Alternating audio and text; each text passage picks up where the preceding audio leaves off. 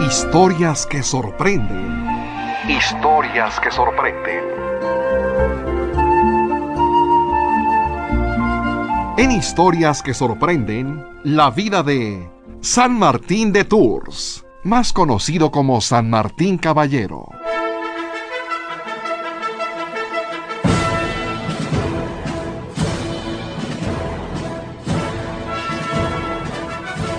La antigua Roma había surgido en el año 753 a.C. y gracias a sus dirigentes, militares y césares, ya para el siglo IV después de Cristo, había extendido su territorio notablemente a lo que conocemos hoy como Italia, España, Francia, Grecia, Turquía, Egipto y el norte de África, entre otros lugares. Y parte de su territorio era Savaria, Panonia, en la actual Hungría, donde vivía un prestigiado militar. Me siento muy orgulloso de servir al Imperio Romano y de haber participado en varias de sus campañas para hacer crecer sus dominios.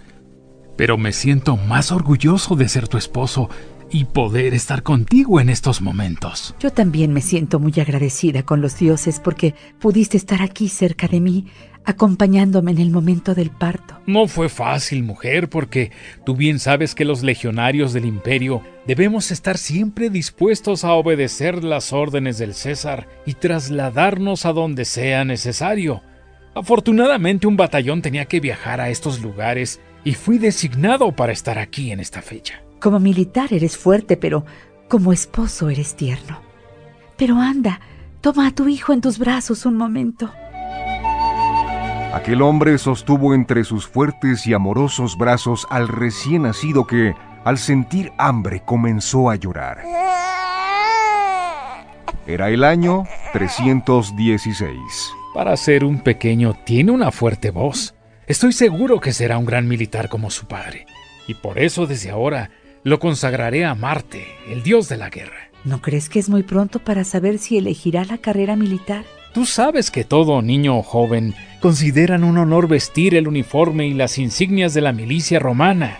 No tengo la menor duda de que nuestro hijo sea un militar como yo.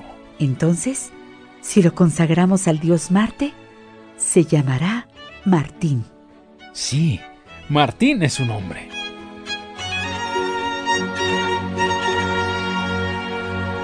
Como todos los niños de aquella época, Martín permaneció bajo el cuidado de su madre y las niñeras, entreteniéndose con algunos juegos que han llegado hasta nuestros días como aros, dados y rayuela.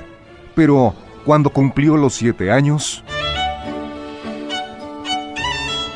Martín, ha llegado el tiempo en que debes dedicarte al estudio. Sí, papá. Ya deseaba cumplir esta edad para aprender muchas cosas.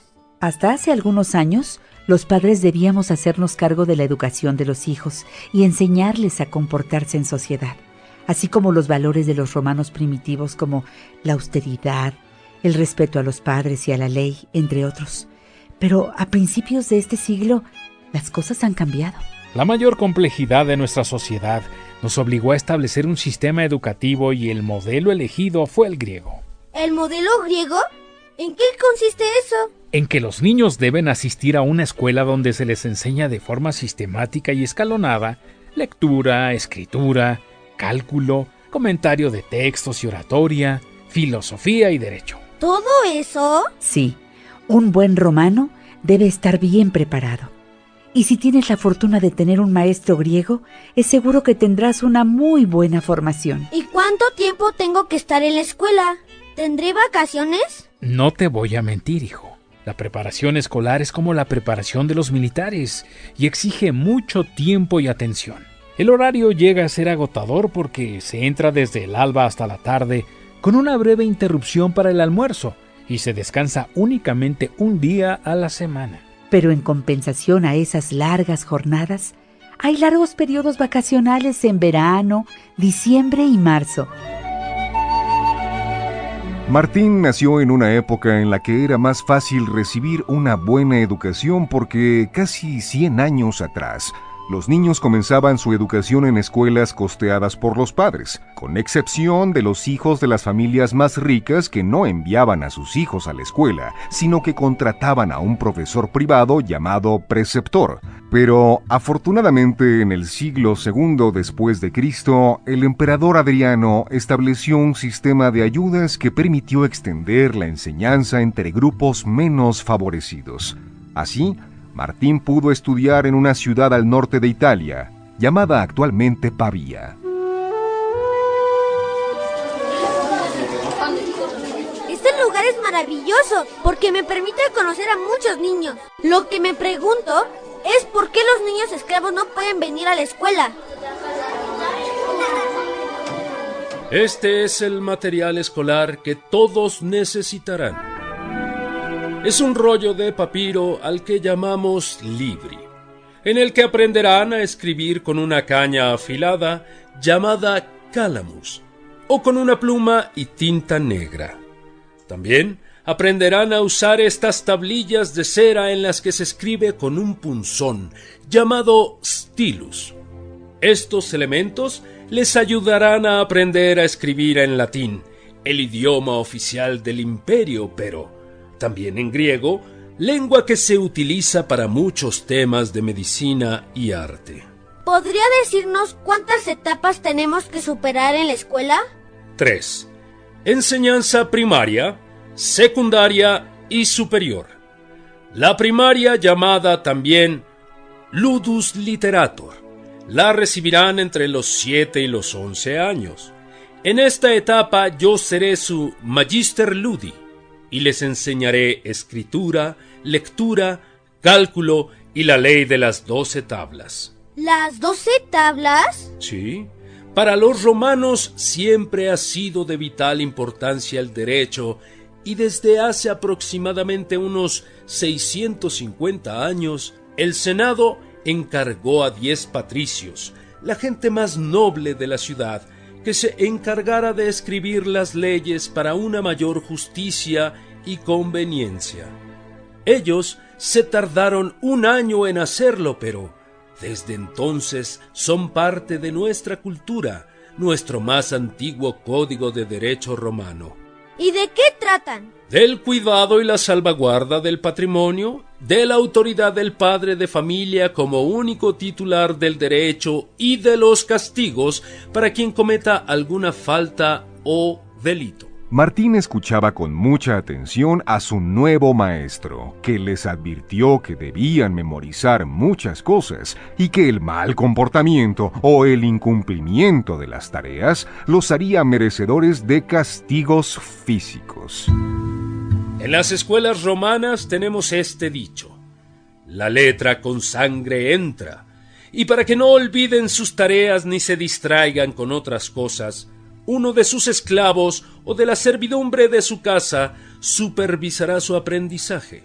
A él le llamamos pedagogus. Efectivamente, para que los alumnos no desviaran su atención ni olvidaran sus tareas, se designaba en casa a uno de los sirvientes para que les facilitara el aprendizaje. Y como a esta persona se le llamaba pedagogus, de ahí surgió la palabra pedagogía, que actualmente se utiliza como todo aquello que ayuda y facilita el aprendizaje. Martín resultó un gran estudiante y superó con éxito los 3 primeros años de la etapa primaria.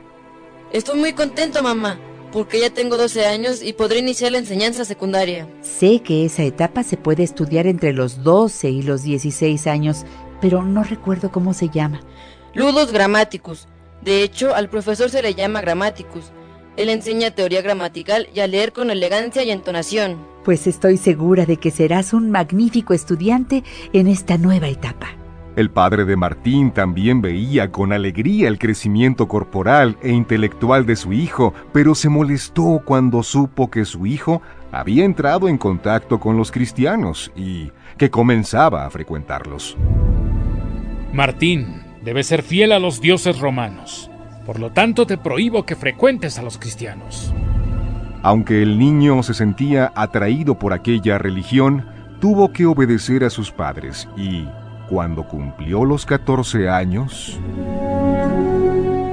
Querido Martín, de acuerdo a las costumbres de los romanos, al cumplir esta edad dejas la infancia para iniciar la adolescencia y debo entregarte la toga viril.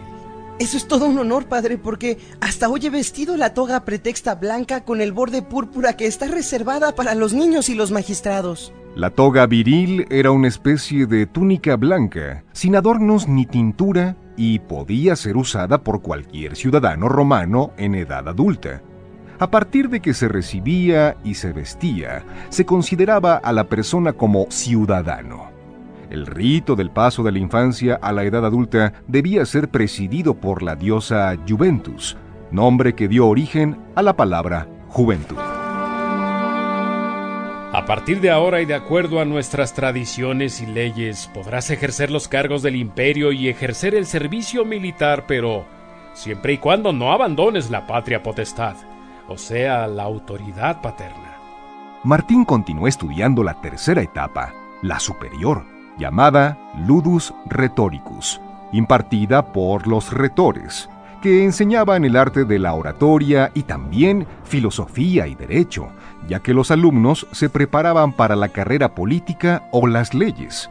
Y cuando rondaban la edad de los 20 años podían continuar sus estudios con un viaje. Por eso, cuando Martín tenía 15 años, su padre le hizo una propuesta. Martín, llegó el momento de decidir cuál será tu futuro. Has cumplido con todo lo que una escuela romana te puede ofrecer. Si deseas continuar con tu preparación para participar en la política o como experto en los tribunales, deberás ir a Grecia para ampliar con prestigiados maestros tus estudios de filosofía y retórica. Para ello en la escuela te enseñaron el griego básico. Tienes otra posibilidad para tu futuro de la que ya te he hablado. Sí, padre. Siempre he tomado en cuenta lo que una vez me dijiste, que cuando los militares deciden jubilarse habiendo cumplido con el periodo que exige el imperio, pueden heredar el cargo y honor militar a sus hijos junto con todos los privilegios que esto conlleva. El emperador quiere sangre joven entre sus militares, por lo que ha promulgado un decreto que obliga a que los veteranos se retiren y que su lugar sea ocupado por sus hijos. Tu padre ha cumplido con su encargo y se sentiría muy orgulloso de que aceptaras seguir sus pasos. Padre, me gusta mucho el aprendizaje y también me gustaría defender en los tribunales a los inocentes, pero tengo que agradecer la oportunidad que me das. Con gusto acepto seguir la carrera militar. No me equivoqué al llamarte Martín. Que el dios Marte te llene de honores. De esta manera, en el año 331, Martín ingresó al ejército.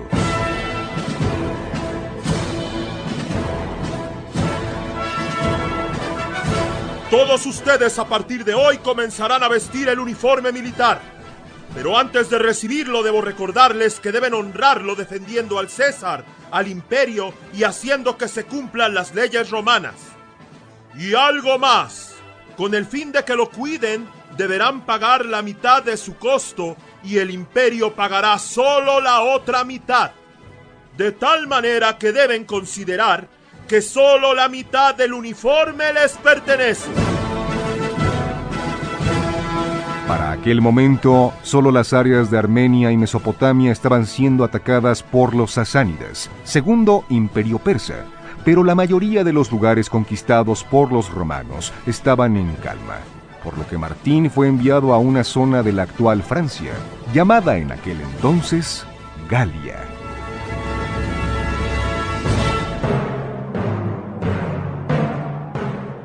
Ha sido largo el recorrido, pero finalmente ya llegamos a nuestro destino. Y tengo mucho interés en conocer el origen de las personas que viven aquí. Mira, Martín, la parte sur de estos territorios, la que llega al Mediterráneo o Mare Nostrum, fue colonizada por los griegos. Ellos fundaron una ciudad llamada Massilia, pero posteriormente se mezclaron con los celtas, otro grupo que vino de Hispania. La ciudad que aquel militar llamaba Massilia es la actual Marsella, y la región llamada Hispania en tiempo de los romanos es la actual España. por lo que Martín se enteró que en la Galia había un conjunto de pueblos muy variados. Por lo que he escuchado me doy cuenta que en la Galia no existía ninguna unidad política ni territorial, ni constituían un estado organizado, sino un conjunto de pueblos compuestos por tribus diferentes y de distintas etnias. Lo único que los unía era el comercio, sobre todo basado en una desarrollada metalurgia. Fue por eso que hace casi 400 años, Julio César realizó una campaña militar en esta zona para conquistar estos territorios y unir a los griegos o celtas bajo una misma autoridad y un mismo nombre. Desde entonces se les llama galos, y a esta zona, Galia. Y aunque Galia es el nombre romano dado a la región de Europa ocupada actualmente por Bélgica, Francia, el oeste de Suiza, el norte de Italia y zonas de Alemania y los Países Bajos al oeste del Rin, Martín sirvió a la Guardia Romana en la región francesa. Fue ahí donde, a través de un compañero, conoció más de cerca el cristianismo. ¿Y por qué ustedes se llaman cristianos? Porque seguimos la doctrina de Jesucristo, que con palabras y milagros demostró que Él era el Mesías, el Hijo de Dios que vino a salvar al mundo. Y si tuvieras que sintetizarme su doctrina o sus normas, ¿cómo lo harías? Muy fácil. Él dijo que nadie tiene más amor por sus amigos que quien da la vida por ellos. Y Él murió por nosotros, incluyéndote a ti. ¿También por mí? Pero si yo no lo conozco. Pero Él sí te conoce a ti. Todas tus buenas y malas acciones. Y lo más importante es que te ama. Jamás había escuchado que Júpiter, Apolo, Diana o uno de nuestros dioses romanos nos amaran. Ni siquiera Marte, a quien mi padre me consagró desde pequeño. Todos ellos son ídolos y no dioses verdaderos. Tampoco el César, al que muchos consideran divino, es Dios. Ellos nunca han mostrado interés por el ser humano y mucho menos son capaces de dar la vida por nosotros. ¿Y Cristo, qué sacrificio de animales pide para que podamos darle culto? El culto a los dioses romanos exige sacrificios de toros, de ovejas y también de cerdos. Cristo, en cambio, se ha sacrificado por nosotros y lo único que nos pide es que cumplamos el mayor mandamiento. ¿Y cuál es? Amar a Dios y al prójimo como a uno mismo. ¿Y quién es mi prójimo? ¿Todos? Pero Roma permite la esclavitud. ¿También los esclavos son mi prójimo? Jesús nos ha enseñado que todos somos hijos de un mismo Padre. Por lo tanto, todos somos hermanos y debemos tratarnos como tales. Quiero conocer más sobre Jesús. ¿Podrías hablarme más de él? De esta manera, después de varios momentos de charla y de hacer diversas preguntas, Martín fue conociendo más a Jesús y a los cristianos.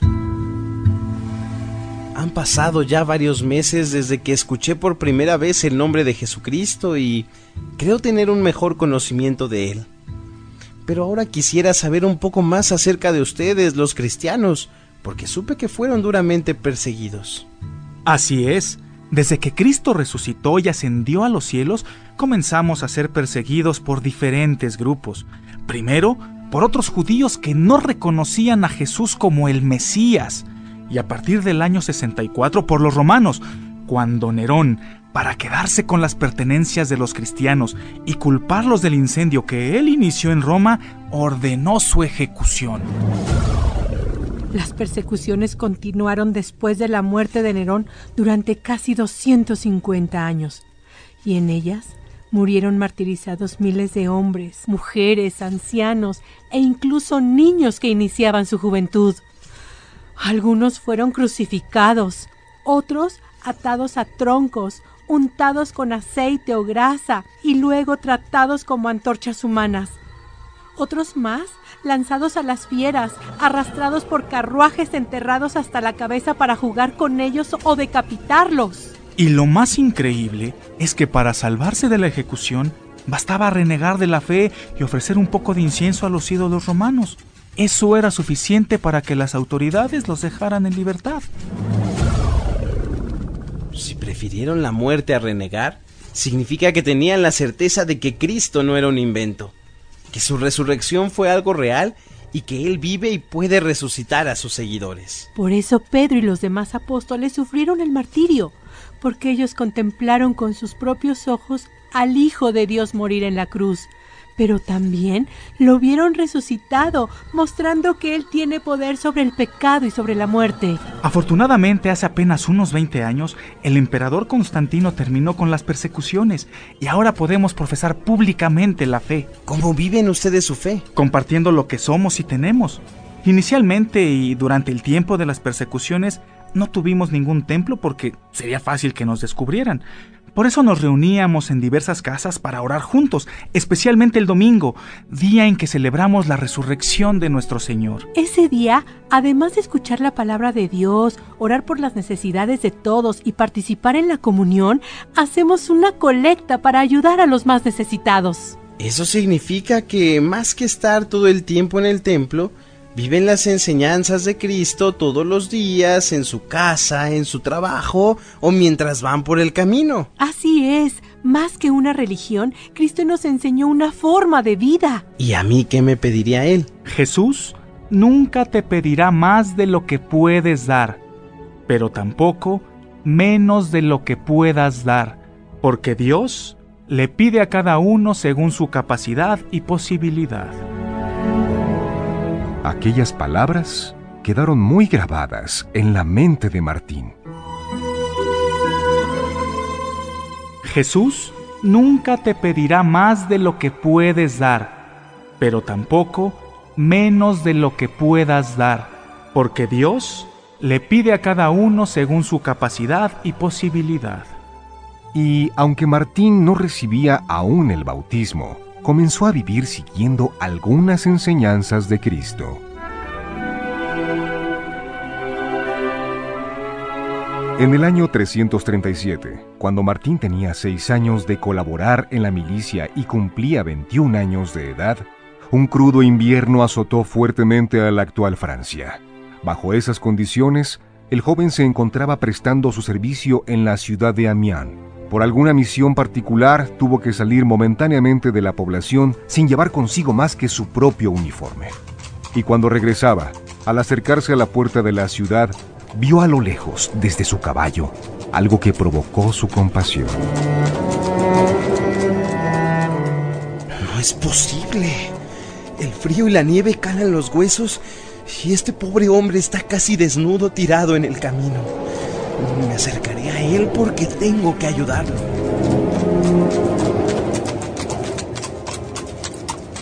Buen hombre, estás casi desnudo y yo no tengo nada conmigo sino mi uniforme militar, pero tengo que ayudarte para que te cubras mientras traigo algo más. Martín se quitó la capa del uniforme, pero, como si fuera un mensaje divino, recordó y escuchó en su mente las palabras que le dijeron un día. Jesús nunca te pedirá más de lo que puedes dar, pero tampoco menos de lo que puedas dar, porque Dios le pide a cada uno según su capacidad y posibilidad. Y recordando que la mitad de la capa pertenecía al ejército, tomó su espada y cortó la capa por la mitad. No puedo darte lo que no me pertenece, pero sí puedo entregarte con gusto la parte de la capa que es mía. Cúbrete con ella y espera aquí, que yo iré de inmediato por algo que te ayude a vestirte, por provisiones y algunas monedas que te auxilien en tus necesidades. Aquel hombre se cubrió con la capa militar y sin palabras, pero con una mirada muy especial, agradeció el gesto de aquel noble soldado que cabalgó velozmente y de inmediato a su cuartel para regresar con más ayuda para el menesteroso. Poco después, Martín regresó al lugar, pero no encontró al hombre, y por más que preguntó a los vecinos o caminantes, nadie supo darle razón de él. ¿A dónde pudo haber ido?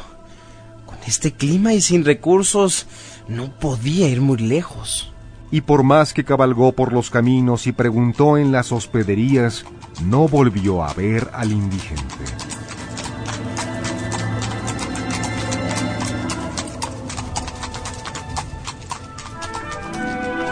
Dándose por vencido y limitado por la llegada de la noche, regresó a su residencia y se dispuso a tomar la cena que le servían mientras pensaba.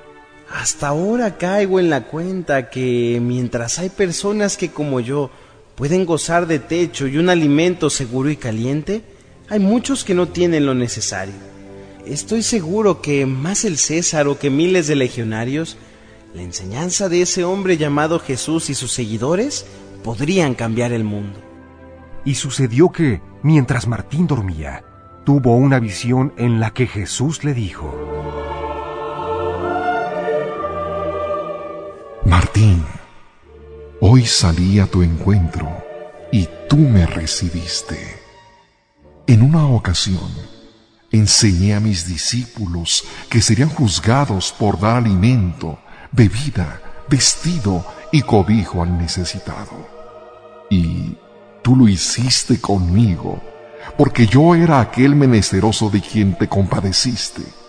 En esta ocasión compartiste tu capa, pero estoy seguro que un día compartirás tu vida misma al servicio de los demás.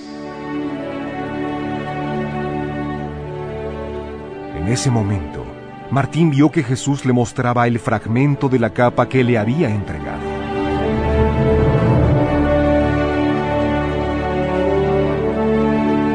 Al día siguiente, Martín tuvo la intención de abandonar el ejército y dedicarse a ayudar a los necesitados, pero recordó que el servicio militar duraba 25 años y que quien desertaba podía sufrir la pena capital.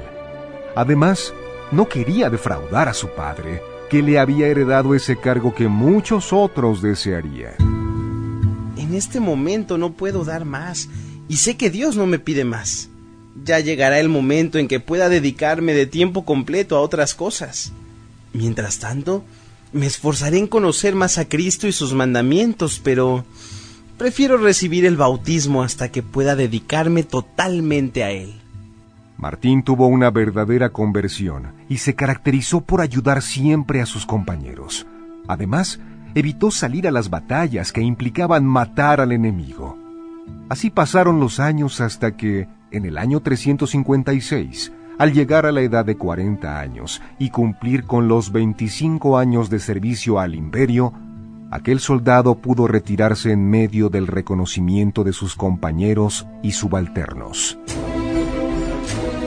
Ya libre de todo compromiso, fue acogido por quienes lo habían acercado a Cristo. Martín, ha llegado el momento en que dejes de servirle al César y te conviertas en servidor de Cristo. En lugar de defender los territorios imperiales y portar el estandarte de Roma, deberás defender tu fe, los valores del Evangelio y portar la cruz de nuestro Salvador. He oído hablar mucho del obispo de Poitiers y quisiera ponerme a su servicio. Seguramente hablas de Hilario. Él fue un noble terrateniente de Poitiers. Estaba casado y tenía una hija cuando se convirtió a la fe, pero vivía tan ejemplarmente que, poco después de que recibió el bautismo, el pueblo lo aclamó como obispo de su ciudad natal. Es importante mencionar que después de la época de los apóstoles, en que ellos, al ir predicando por diversas regiones, iban designando a los obispos o responsables de cada región. Durante la siguiente etapa, eran los propios cristianos quienes elegían, por aclamación popular, a los obispos.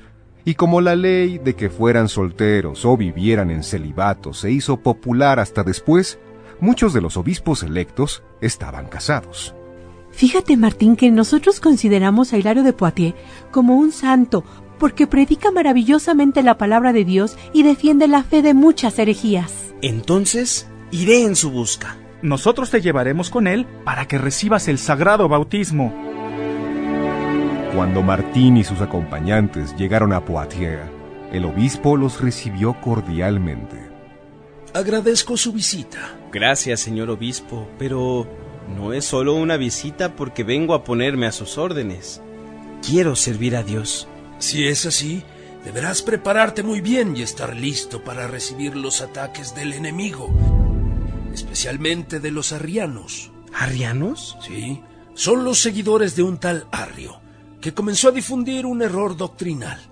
Y sabes que a los errores les llamamos herejías. ¿Y qué es lo que difunden los arrianos? Afirman que el Hijo de Dios no existe desde siempre.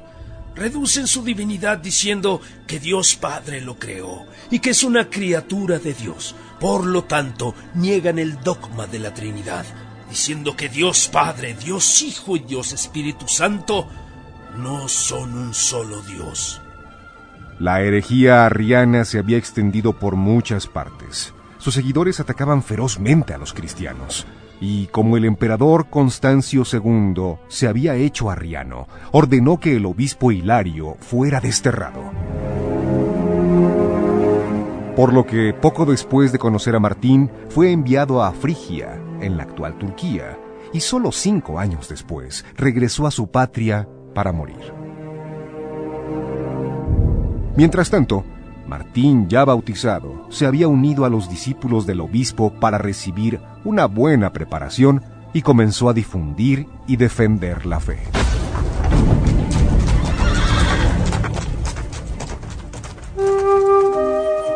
Gracias, Martín. Con tus palabras hemos comprendido mejor el Evangelio y las enseñanzas de Cristo nuestro Señor. Para ti no hay impedimento alguno para transitar los caminos. El haberte adiestrado como soldado y saber cabalgar en todo terreno facilita tu labor. Sí, aprendí muy bien a dominar al caballo y gracias a él puedo recorrer grandes distancias sin problema alguno. Y como muchos me ven a caballo, han comenzado a decirme Martín Caballero. Efectivamente, Martín dedicaba largas horas a enseñar la doctrina cristiana a cuantos se encontraba en el camino.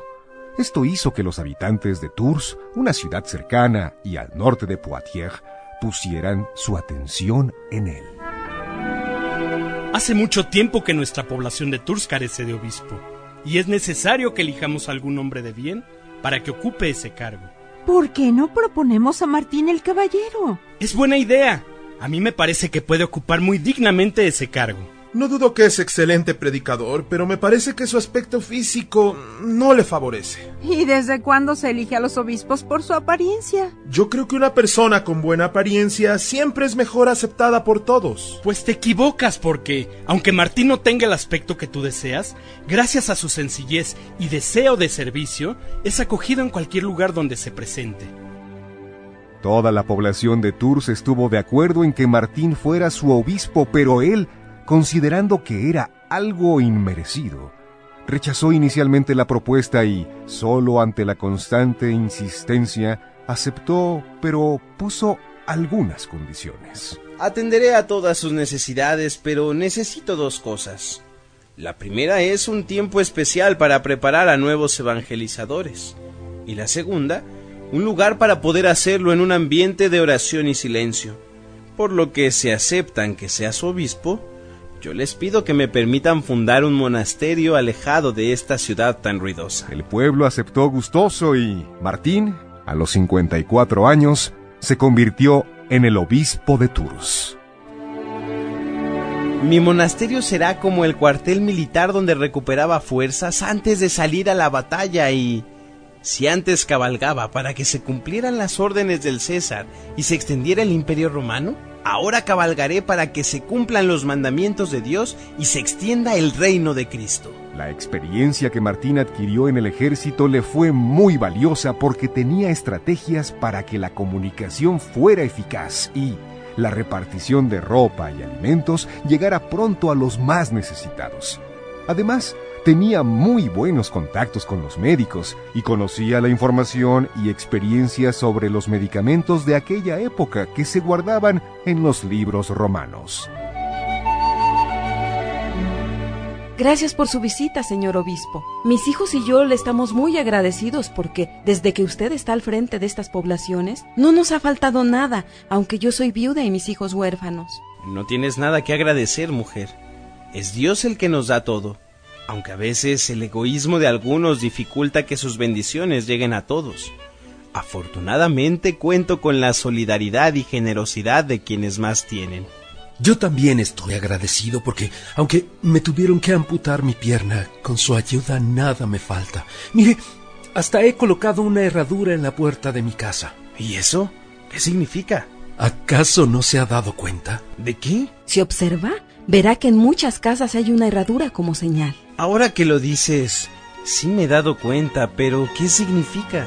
Cada vez que usted visita una casa para llevar auxilio material o espiritual, los que viven ahí dan testimonio de su paso y de su agradecimiento, colocando una herradura. Con eso, todos saben que el obispo Martín de Tours con su caballo pasó por ese lugar. Así, en forma popular, la herradura se convirtió en muchos lugares en signo de bendición o buena fortuna. Pero, aunque Martín se preocupaba por eliminar el hambre y la pobreza, le preocupaba también quitar el poder de cierto veneno. Agradezco a todos ustedes que con el deseo de servir a Dios han venido a prepararse a mi monasterio. Tenemos que luchar contra los malvados que están envenenando a los fieles. ¿Alguien está envenenando los pozos o manantiales? Peor que eso, están envenenando la fe de los creyentes. La palabra de Dios y las enseñanzas de Cristo deben ser transmitidas como lo que son, un manantial de vida, pero algunos han caído en el error y están difundiendo algo que se llama gnosticismo y maniqueísmo, desviándose de la verdadera fe. Sabemos que una herejía es un error de fe, pero ¿qué es lo que enseña el gnosticismo y el maniqueísmo? ¿Por qué se alejan de la verdadera doctrina cristiana? El gnosticismo dice que no se necesita ni la palabra de Dios, ni los sacramentos, ni las buenas obras, ni a Cristo para salvarse. Por lo tanto, el sacrificio y la muerte de Cristo fueron inútiles porque el hombre se puede salvar solo, sin Dios.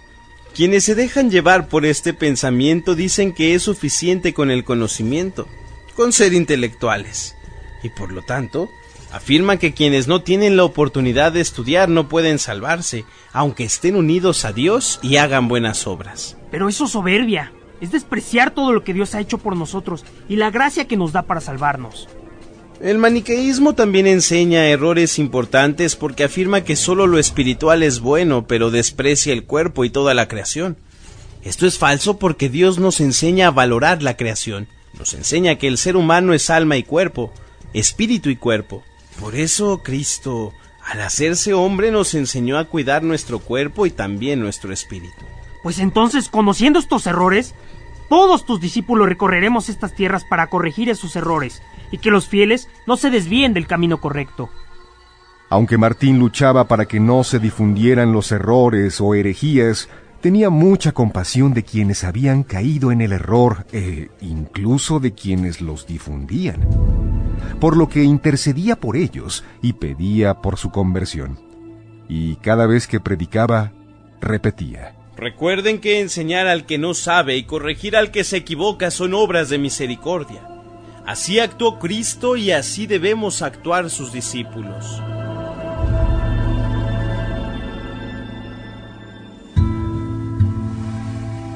Después de muchos años de recorrer las tierras encomendadas a él, llevando la buena nueva de Jesucristo a través de la palabra y las obras de misericordia, de ordenar todo su territorio, de preparar de la mejor manera a sus sacerdotes y de celebrar con fervor y alegría los sacramentos, Martín, tercer obispo de Tours, falleció a los 81 años de edad en Candes, cerca del río Loira, mientras ejercía su labor episcopal.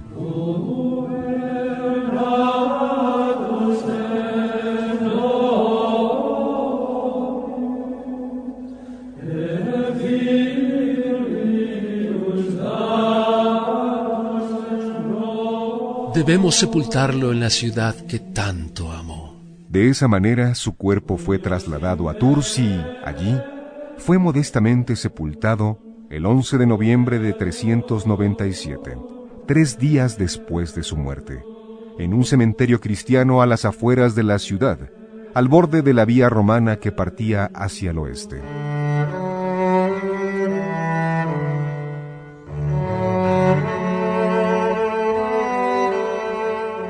Martín nunca se imaginó que Bricio, un niño huérfano al que años atrás había adoptado y educado en su monasterio, sería elegido como su sucesor poco después de su partida al cielo. Agradezco a todo el pueblo que me haya elegido como el cuarto obispo de Tours. No será fácil, pero Martín ha sido un gran maestro y con la ayuda de Dios y de todos, seguramente que podré hacerlo.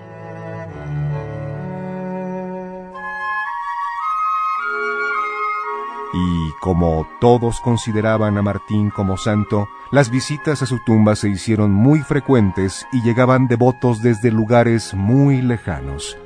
No faltaron quienes, agradeciendo algún milagro recibido por su intercesión o para pedir alguna gracia, colocaban herraduras, recordando sus cabalgatas cuando vivía.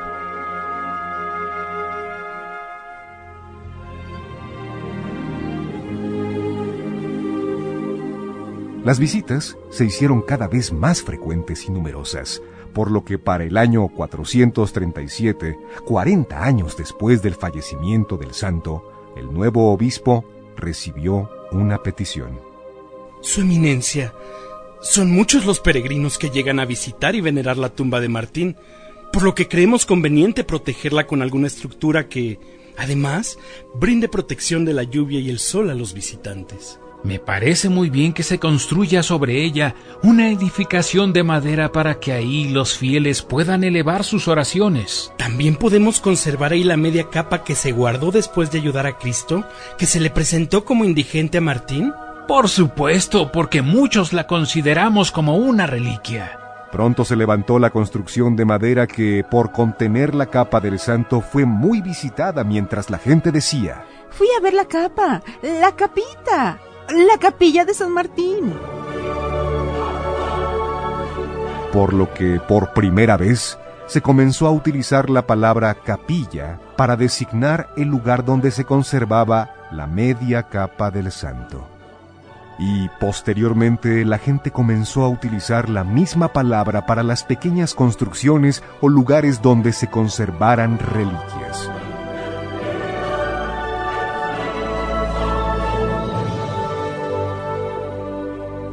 Así, se construyó un primer santuario que albergaba la tumba de Martín.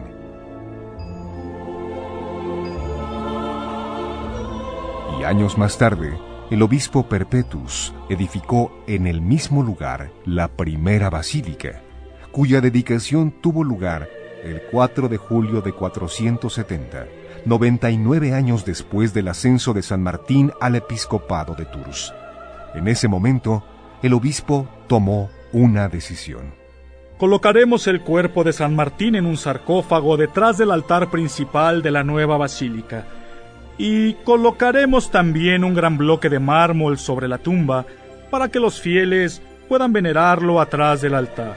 El cariño y veneración que los fieles mostraban al santo hicieron que Tours se convirtiera en un lugar de peregrinación tan importante como Roma y formara parte del camino a Santiago de Compostela.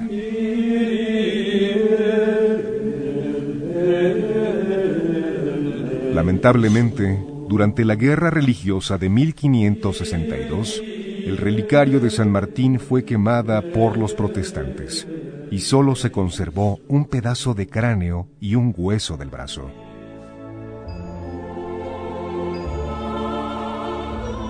Pero, no obstante el daño a las reliquias y el deterioro del santuario, la veneración a San Martín se ha extendido por todo el mundo y, hasta nuestros días, los comerciantes lo han adoptado como su santo patrono. Oye, mamá, ¿y por qué San Martín es el santo de los comerciantes? Porque al partir su capa a la mitad y dar al indigente solo la parte que podía, nos recuerda que nadie debe dar más de lo que puede, pero tampoco menos de lo que puede. Los comerciantes no podemos obsequiar nuestro patrimonio porque es lo que tenemos para vivir, pero lo que sí podemos ofrecer es atención, calidad, buen precio y precios y medidas justas. ¿Y por qué le llamaban caballero? Porque desde que fue militar constantemente se transportaba en su caballo. Y la forma más común de representarlo es montando a caballo, con su uniforme de militar romano y partiendo su capa. Pero creo que hay otro santo que se llama Martín, ¿verdad? Sí, mi amor, es San Martín de Porres, pero a él le pusieron ese nombre en honor de San Martín, obispo de Tours, conocido más como Martín Caballero. Martín de Porres nació 1263 años después del primero. A Martín de Porres se le festeja el 3 de noviembre y a Martín Caballero el 11 de noviembre. San Martín Caballero es también patrono de Francia, Hungría y de los militares.